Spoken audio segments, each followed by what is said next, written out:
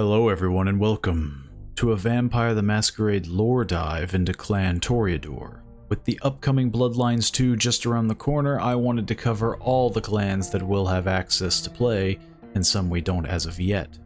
I'd love to hear everyone's thoughts and opinions, and of course, if I miss anything, feel free to comment down below.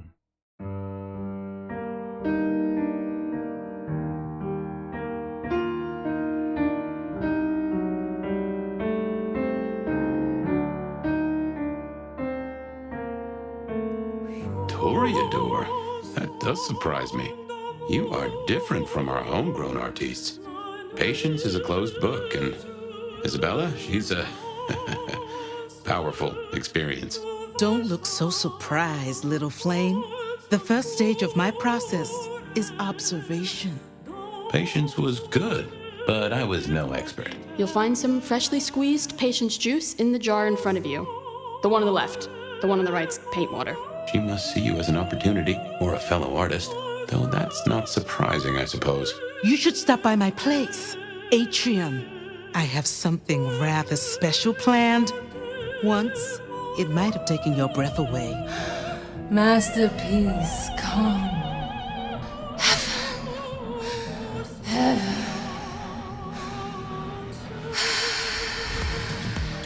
Is our work not sublime?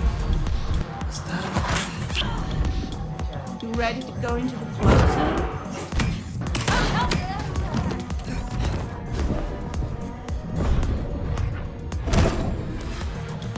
Come here, my love. Speak, before I drag the truth from your lips myself and paint you a new smile in blood. I submit. Oh, glorious one. I'm sure you got plenty going for you, being the Nomad and all. You're like a fucking dream or something. I was just thinking about you. If it isn't my tastiest crumpet. Your humanity shines. What a wonder it is. Do you have to work at being that pretentious, or is it just natural for you? Can I offer you something to drink? I'm caviar. I'm diamonds in a champagne glass. I do not enjoy the taste of desperation. Come here. You Europeans know how to party, huh? I am yours to explore. You monstrous thing.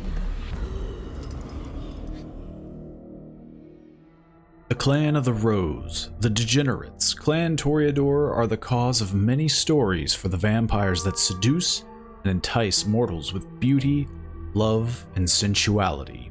Well known for being a clan of artists and innovators of everything beautiful, and are a cornerstone of the Camarilla, as their survival depends on the facade of grace and elegance of which they pride themselves on.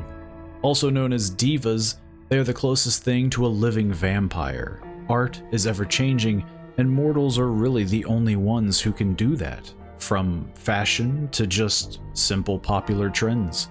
With popularity comes a social scene in which gossip flows, ruined reputations, and snippy comebacks.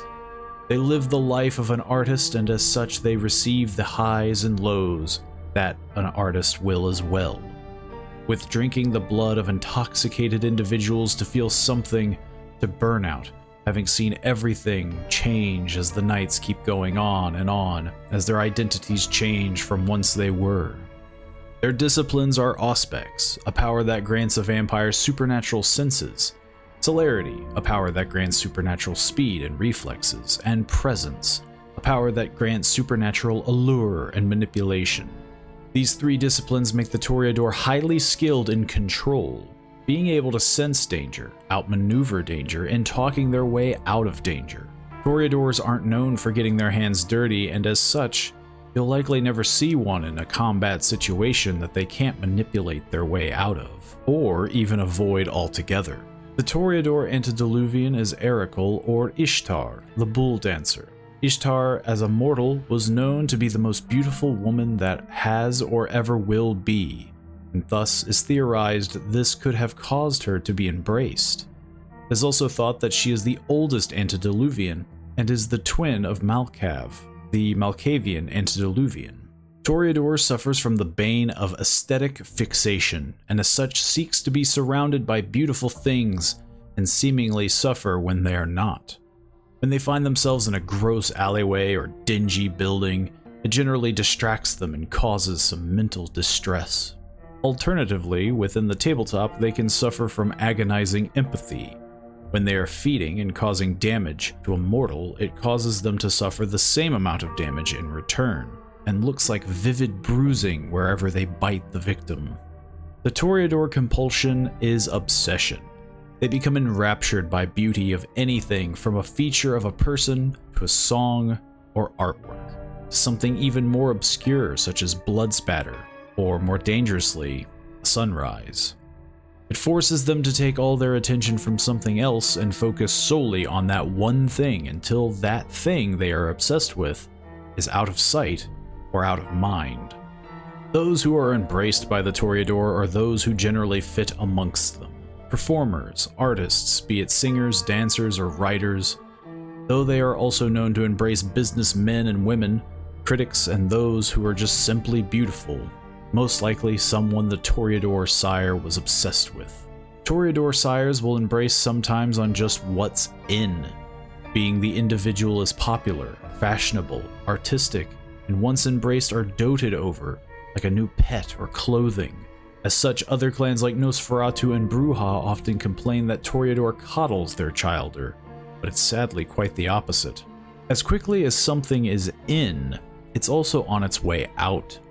Within a short time, if the childer isn't keeping up interest and being the most innovative, the most beautiful, and just being all around more, then they are no longer interesting to keep, and thus the sire will move on, leaving the young vampire lost and struggling to find their own way. In the early ages of history, the Toreador had a strong presence within Minoan cultures of Greece, the Toreador being attributed to many classical tales, such as the tale of the Minotaur, who is actually a creation of Ishtar by embracing an unworthy son of King Minos and imprisoning his son within the underground maze to feed on tribute. As they fed more on the population, who in turn became too weak to defend themselves from foreign invaders, the Toreadors of Mycenae wandered across the Mediterranean, seeking shelter by the Roman Ventru or the Carthaginian Bruja. Due to being supported by both sides during their difficult time, they in turn supported both sides of the Ventru and Bruja struggle. Though once it became obvious Carthage would fall, many Toreador abandoned the city and joined the Roman forces, bringing with them tales of debauchery and infernalism that fueled the Ventru to raze the city down to the very last stone. During the Middle Ages, they were members of the high clans and included minstrels, painters, poets, and actors as the arts rose in times like the Renaissance. Many Toreadors embedded themselves into the Catholic Church, primarily due to the church being the only supporter of arts during these times. With the formation of the Camarilla, some members divided themselves into the Sabbat, and these anti-tribu or anti-tribe members became a dark reflection as they sought beauty and joy from emotional, physical, and mental suffering of others. Within the Victorian age, the Toreador reveled, with many moments like the Industrial Revolution. It led to a boom of something that once only the rich could afford, and that was leisure. Theater, music, and art spread within cultural nexuses like New York, London, Paris, and throughout the globe. As the church began to wane in people's lives, and as such, the Toreador's influence within it, they adapted to business as it began to prosper as money flowed into the clan, affording them many beautiful luxuries.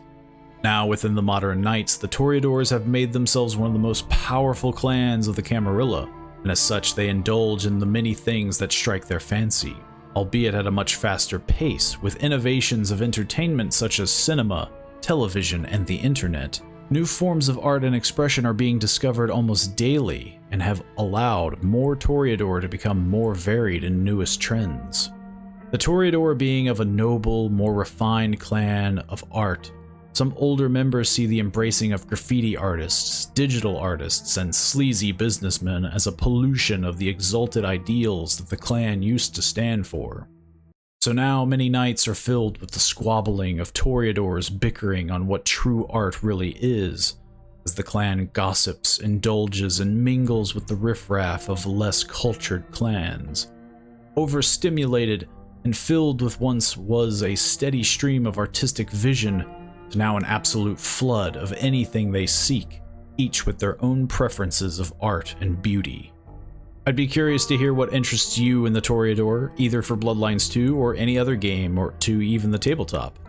Is it their prowess at seduction and being the definitive alluring vampire stereotype, or perhaps their love of art and the finer things in life? Let me know down in the comments. That is all that I have for now, but in the meantime, let me know your thoughts and theories, as I'd love to hear them.